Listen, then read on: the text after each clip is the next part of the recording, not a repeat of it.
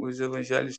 E- Então vamos lá, né? Nessa matéria, a ideia é a gente estudar os evangelhos, a gente estuda os evangelhos e o livro de Atos, e o processo de formação do Novo Testamento, né? Tem muita gente que diz que o Novo Testamento é mais fácil que o Antigo, né, e tal. Eu diria que ele é menos complexo, né? O período de formação do Novo Testamento é um período menor do que o período de formação do Antigo Testamento. Você tem, de maneira geral, né, o grego como língua, o grego koiné como língua comum, né? O grego Uhum. koiné era o grego falado no primeiro século, né, depois de Cristo. No livro de Marcos, o Evangelho de Marcos, nós temos algumas partes em aramaico, mas, no geral, todo o texto do Novo Testamento é em grego.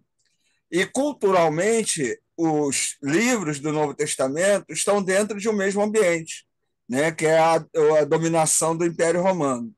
Então, há uma certa facilidade em relação ao antigo, né, que os períodos são mais longos, os momentos, né, históricos, culturais são mais complexos, mas é preciso ter muita atenção também ao estudar o Novo Testamento, que a gente precisa sempre estar lembrando que a Bíblia não é um livro, ela é um conjunto de livros, né?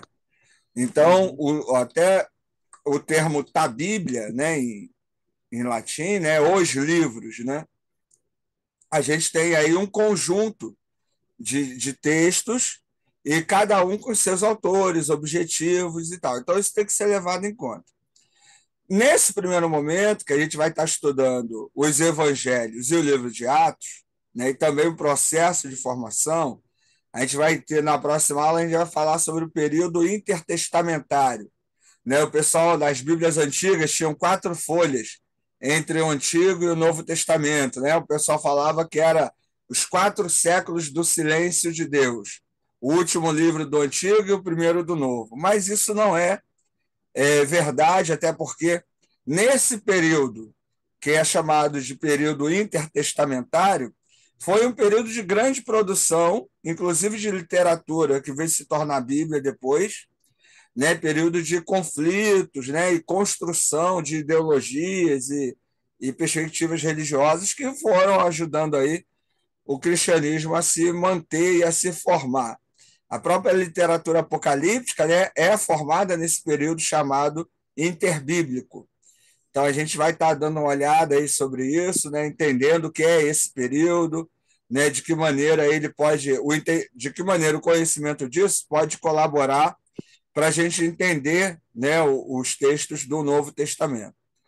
Outra coisa importante que a gente precisa lembrar, eu falei isso em Antigo Testamento um e lembro agora em Novo Testamento um, é a questão dos gêneros literários. Né? O Novo Testamento ele tem os seus gêneros literários. Os evangelhos são um gênero literário, as cartas são outro gênero literário, né? O Apocalipse é um outro gênero literário.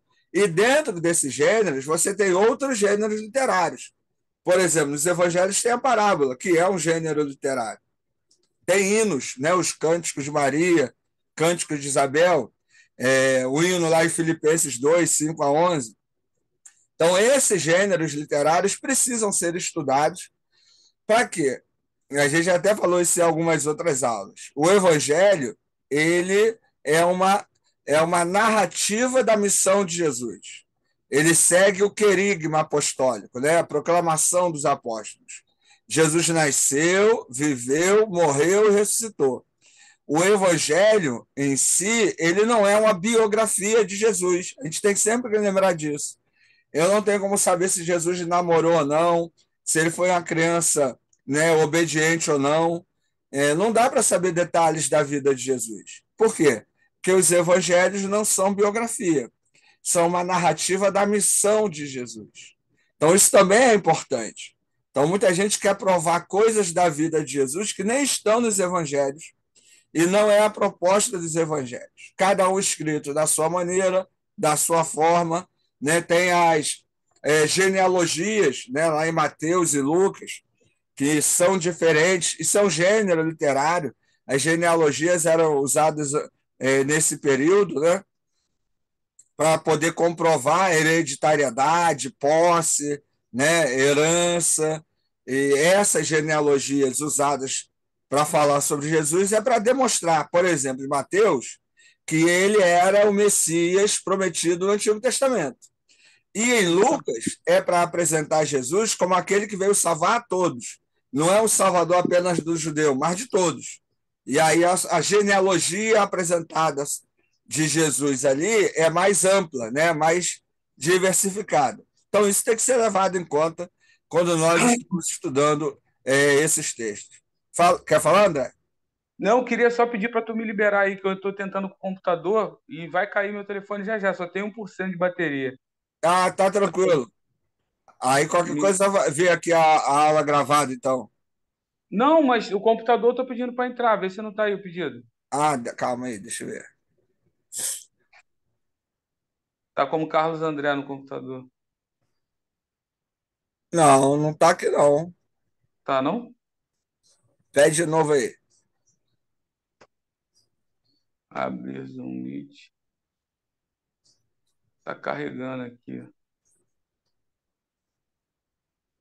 Mas vai lá, qualquer coisa Ah, tu. aí qualquer coisa, dá um toque aí. Aí, valeu. Que aqui não apareceu ainda não. Não, beleza, tá carregando aqui ainda. The Ah, Meet tá.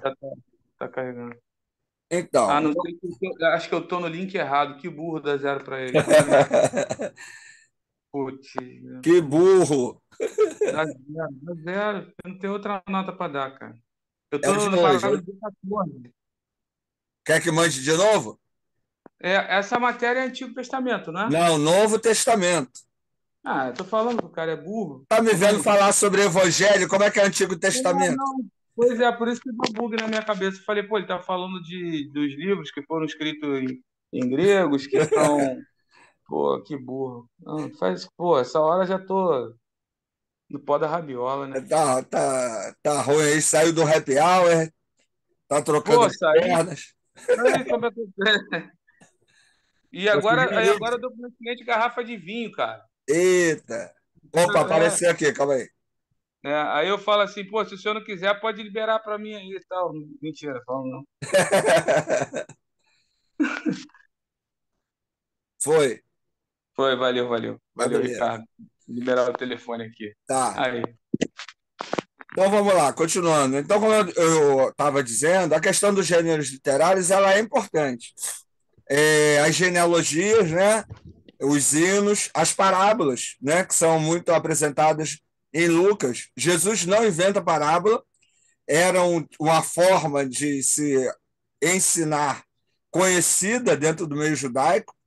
Nós temos até uma parábola, né, muito conhecida de Natã com Isaías lá no Antigo Testamento, quando ele vai falar lá do cara que tinha um monte de ovelha e pegou a única ovelha do outro, né, e tal, aquilo é uma parábola.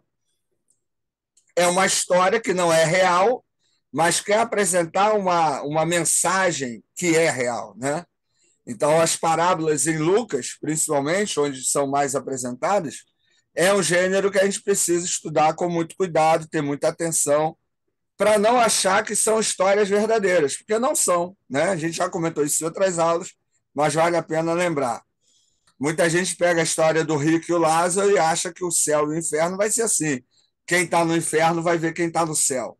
E o judeu não acreditava em céu e inferno como nós cristãos. Então, a parábola não está falando nem do céu nem do inferno cristãos. E muito menos dessa ideia de que vamos ter memória, né? No além-vida. Mas está dizendo, né, que é o ensinamento final, que a salvação ela é conquistada em vida. E depois da morte não há mais o que fazer, ponto final. É a mesma coisa a parábola do filho pródigo. Né? Muita gente usa ela com cunho evangelístico, mas a parábola do filho pródigo, o objetivo dela é falar sobre a arrogância e a soberba dos religiosos, que no caso os religiosos eram o filho que ficou, o filho pródigo eram aqueles que não eram tão religiosos. Então, na parábola está querendo demonstrar que todo mundo tem valor. Se você é muito religioso ou não, para Deus você tem valor. E essa parábola é acompanhada de mais duas outras, né? Da ovelha perdida e da moeda perdida. Essas três parábolas, elas ilustram o ensinamento do valor de todas as pessoas. Então, se você quisesse pregar sobre as parábolas, respeitando o contexto, né? Essa do filho pródigo, por exemplo, ela cairia bem você falar sobre a arrogância, né? Sobre a soberba, sobre o excesso de religiosidade. Tem gente que acha que é mais crente que o outro, então você aplicaria nisso. Não necessariamente no contexto evangelístico, como é comum a maioria das pessoas usarem. Então, ao estudar, né, esses gêneros literários, a ideia é nós também tentarmos captar a mensagem dos textos, né? Para que a gente possa entender o que os autores queriam falar lá atrás e aí trazer a mensagem, né, adequada hoje. Obviamente, né, os detalhes do grego também é importante. Mateus 1, né, a gente tem lá a fala, né, inicial, né, livro da genealogia de Jesus Cristo, filho de Davi, filho de Abraão, né? Então, quando começa lá, Bíblios, Genésios e Essu, ele está narrando, né, essa missão de Jesus, e quando diz o Ruiu David e Ruiu Abraão, né, filho de Davi e filho de Abraão, é falar da missão de Jesus e da identidade dele. Qual é a identidade dele? Filho de Abraão é que ele é judeu. E filho de Davi é que ele era o Messias prometido. Né? Existia na cultura daquele período que todo garoto que nascesse poderia ser como Davi, que libertou Israel. Então, ao dizer que Jesus é filho de Davi, não está falando de descendência, mas de missão. Até porque Jesus, de acordo com a genealogia, né, ele não poderia ser descendente de Davi, porque ele era filho apenas de Maria. Maria não era descendente de Davi. Quem era descendente de Davi era José, que não foi pai de Jesus. Então, ao estudar esses detalhes, a gente fica mais à vontade, né, para poder entender o texto, seus objetivos e os seus determinados contextos. Então, nosso primeiro passo vai ser aí continuar investigando o processo de formação do Novo Testamento, da escrita, né, até o concílio. Eu já mandei um vídeo para você na semana passada falando um pouco sobre isso, né? Demonstrando um pouco, né, dessa perspectiva do processo de escolha dos textos, né, lá no concílio. Você veja bem, os primeiros livros do Novo Testamento foram escritos por Paulo, né? A ordem que nós temos dos livros do Novo Testamento, da Bíblia toda, né? Ela é teológica, ela não é cronológica. Então, qual é a ordem teológica do Novo Testamento? Missão de Jesus, os evangelhos, fala-se da igreja, o livro de Atos, a doutrina da igreja, as cartas, e qual é o destino da igreja, o texto de Apocalipse, né? Que não fala necessariamente do fim do mundo, mas o que aguarda a igreja, que é a eternidade, né? A presença ao lado de Deus eternamente. O primeiro livro a ser escrito do Novo Testamento foi 1 Tessalonicenses, por volta do ano 50. Então, por que Mateus é o primeiro dos evangelhos? Porque ele liga a tradição judaica. Então, ele é o mais judaico dos evangelhos, é o que apresenta Jesus como rei dos judeus, né? Como Messias prometido no Antigo Testamento, mas o livro de Mateus é escrito entre 70 e 80 depois de Cristo, muito depois da primeira carta a ser escrita, que foi 1 Tessalonicenses. Então, entender essa ordem também é importante, né? Entender que cada livro tem o seu autor, tem o seu objetivo, e principalmente nos evangelhos, né? Quando a gente vai estudar os evangelhos, tem histórias que se contradizem. Quantos ladrões escarneceram de Jesus? Foi um ou foram dois? Um defendeu e outro escarneceu, né?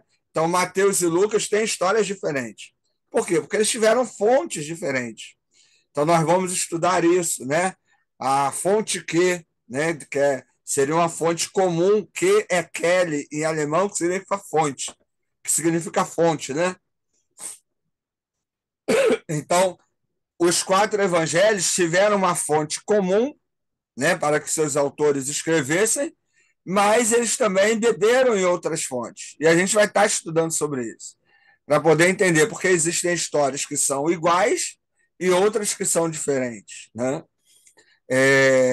Então, esse processo de escolha dos livros também é importante, né? A gente entende que foi um processo político, né, o que estabeleceu o cânon do Novo Testamento, né? Você teve brigas, né, entre as correntes do cristianismo na época, lá no final do quarto século, para ver qual livro ficava ou não. Então, os livros que estão que nós entendemos como canônicos, né? Eles foram os livros vencedores, mas nós temos outros, né? Temos os chamados livros apócrifos, temos o Evangelho de Judas, o Evangelho da infância de Jesus, o Evangelho de Maria Madalena, o Evangelho de Pedro, que são textos tardios, né? Alguns do segundo século até, mas que podem contribuir muito para o conhecimento do contexto da vida de Jesus, do ministério dos apóstolos, né? Então, entender esse processo, entender a relevância desses livros, para a gente é importante. Até porque alguns desses livros são citados, inclusive, no nosso texto canônico. O livro de Judas tem citação de livro apócrifo, Segunda Pedro também tem, né, citação de livro apócrifo. Então, é apócrifo para a gente, mas era considerado sagrado para alguns grupos daquela época, né? Pastor de Hermas, que é um texto legal também para se entender um pouco do cotidiano, a Didaquê, que era uma espécie de ensino dos apóstolos.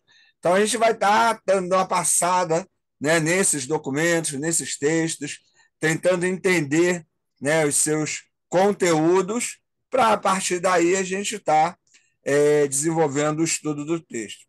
Aquela prerrogativa de sempre, né? Você tem a perspectiva dogmática, fundamentalista, histórico-crítica e a político-social da teologia da libertação. Eu vou estar trabalhando a perspectiva crítica, mas vou estar trazendo também outros materiais das perspectivas mais conservadoras, mais tradicionais.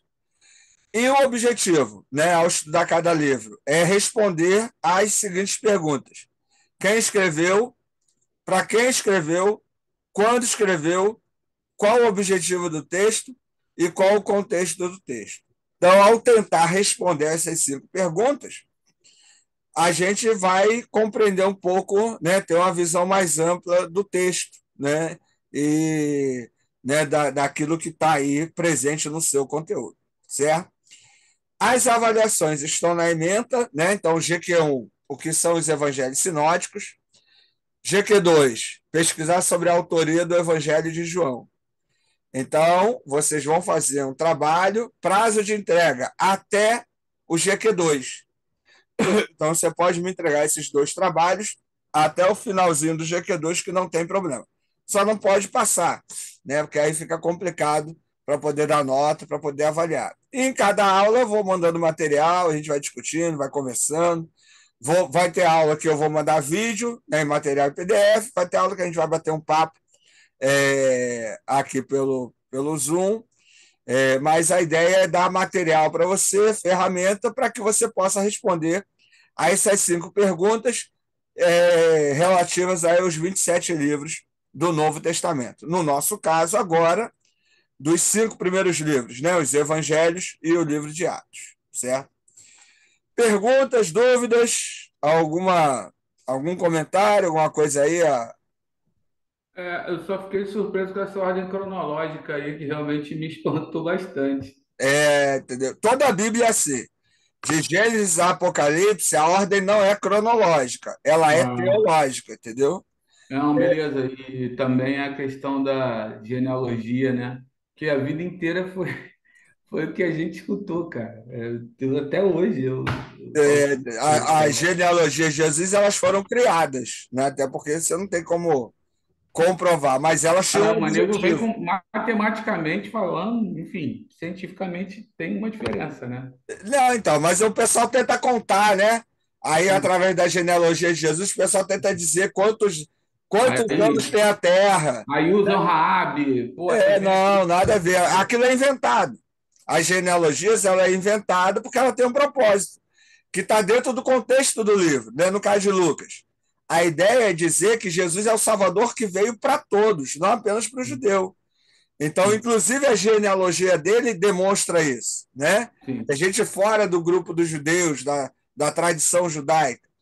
sim, Então, quem lia naquela época entendia essa mensagem, né? sim. Hoje não, é porque nós temos uma leitura muito literal, né? Como se o Novo Testamento, também o Antigo, né? Tivesse realmente recontando fatos históricos. Mas a gente tem que lembrar que a Bíblia toda é um livro de fé, não é um livro de história, não é um livro de arqueologia. Inclusive eu tenho até argumentado com algumas pessoas em cima disso você tem aprendido isso contigo, né? Afinal de contas, a professora Eva me botou para sofrer esse tempo todo aí. Vão ser os quatro. Se Vão ser, liberta, irmão, se liberta da ignorância. rapaz. E aí eu tenho, né, usado muitas vezes isso porque as pessoas querem fundamentar a fé na Bíblia. Eu falo, cara, é um pouco complicado, porque É é isso um aí. livro de fé. É o nosso livro de ordem e fé e prática, É isso aí. mas fé, Não é um né? livro de história, entendeu? Se Não você tem. for buscar fatos arqueológicos, enfim, aí começa. E aí eu prefiro falar, Deus te abençoe, irmão, vai em É, paz, é. que o Senhor te Não acompanhe. adianta querer discutir, porque tem gente que não vai concordar. Até por causa da perspectiva, né? Se a pessoa for fundamentalista, ela não vai dialogar, entendeu? Ela não Sim, vai não tem lidar bem, diálogo. entendeu? Uhum. Normal, Fala, normal. tá falando ou comigo ou não? Não, não, não, falei normal, normal, Ah, tranquilo. É tá. isso. Beleza, de boa. Suave. Então é isso. Tranquilo? Então hoje a gente fica Beleza. por aqui, entendeu? A ideia seria a gente ter esse bate-papo introdutório, e aí, se, ao longo do semestre, a gente vai aí mandando Beleza. material. Semana que vem a gente já vai falando aí do período Tá, intertestamentário, e tranquilo. aí a gente vai, né, tentando entender um pouco mais aí desse processo de Tá formação. bom. Valeu, Ricardo. Beleza? Então Um é isso. abraço aí. Bom Daqui final a de pouco eu mando semana. a aula gravada lá para vocês lá. Valeu, valeu. Bom final de Ótimo. Boa semana. noite, Ah, tchau. valeu, valeu. Boa noite.